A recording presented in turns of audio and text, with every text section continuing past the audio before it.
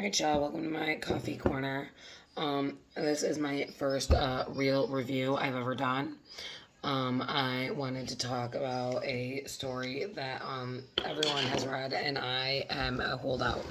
I did not want to read this book originally, but I thought, with how much I love reading, and it being such a big fantasy hit, that I had to do my due diligence and at least read the first book. So I took the first book out of the library and I read it. And it is the ACOTAR series. Anyone that doesn't know what this stands for, that's A Court of Thorns and Roses. I loved it. I loved the book. But there were issues that I had with it that I feel like people I've watched review it have not talked about, or that I haven't seen. Like, it might just be part of like my algorithm on my social medias. So let me go over the book first. I like the book. The beginning of the story, obviously to have a story you need a beginning, middle, and end, right? And the beginning of the story was very well done. It explained minimally what it needed to. It told us the main character, the main protagonist, and like her struggles in life. Her name is Feyre, and even better, like, some of these names are really hard to pronounce, and for the most part, you get the pronunciation at some point in the book if you read or you pay attention close enough. So Feyre is in the woods hunting, and she comes upon a deer, and she needs to bag this deer. Her family's hungry, and it is winter. And she should not be this far in the woods. There are sightings of fairies, and fairies are dangerous or scary or whatever. Humans used to be enslaved by them. So the beginning of this book obviously goes into some pretty decent it obviously goes pretty in depth with the description of people and situations.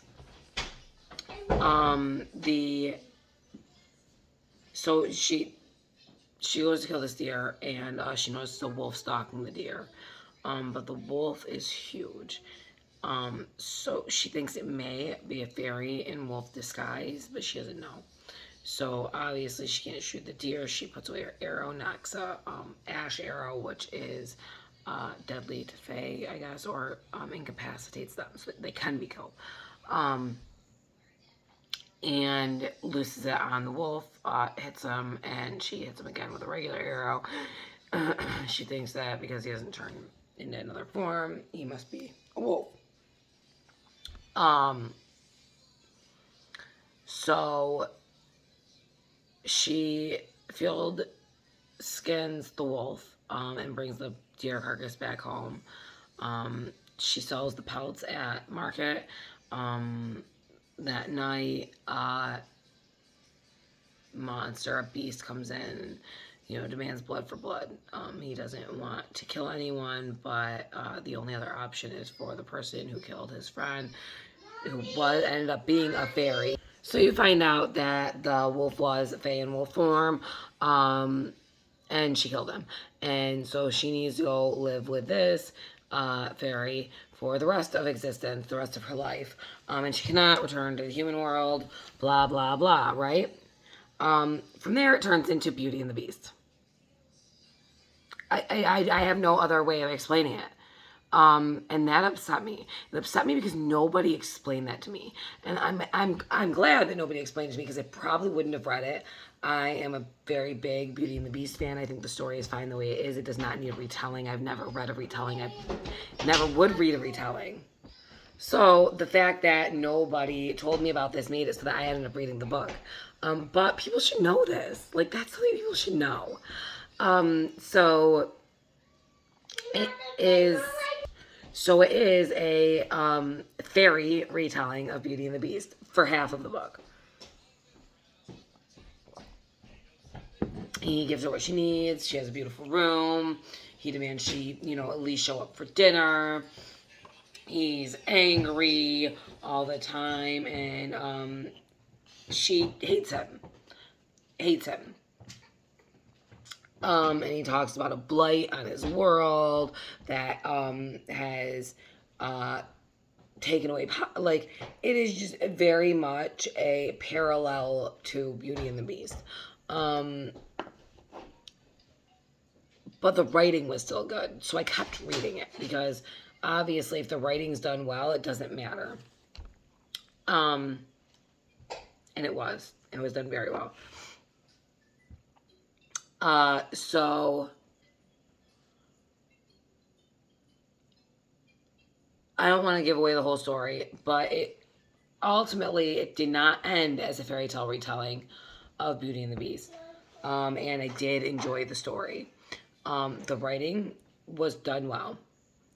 For the most part, everything was understandable to me, and there's a lot of times when writers write, they tend to write the way that they speak. And if you write the way that you speak, it becomes unintelligible. So all of that was done very well. I was able to understand names for the most part. The main characters that you need to remember are Feyre, Tamlin, Lucian, Rysand, or it could be Rysand, I'm not sure. I call him Rysand. Amarantha. And that's it for the first book. But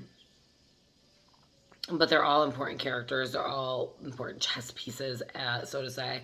But it is a very, very well thought out story. She obviously planned the way that she was going to write it very well. It flows well. Half of it is a retelling of Beauty and the Beast, but it does end up going down its own path. And it is pleasantly surprising. And there are no huge twists in the first book. So it keeps you on the edge of your seat, but you're not like, oh my gosh. And even better, it does not end in a cliffhanger. It does end in a way that you want to like read the next story, but it doesn't end in a cliffhanger. I think there are 5 or 6 books in the story series, and I'm still reading the second, so I will give my thoughts on the second later on. If anybody has any questions about the first that I'm comfortable answering without ruining the ending, I will absolutely answer the questions. But I definitely have to give this book an 8 out of 10. Maybe a 7, because nobody told me that it was a retelling of Beauty and the Beast. But it still had its own original storyline behind it. So 8 out of 10. 8 out of 10 from me. And I'm probably more than halfway through the second book, and so far it's very well done, and I will give more in another video.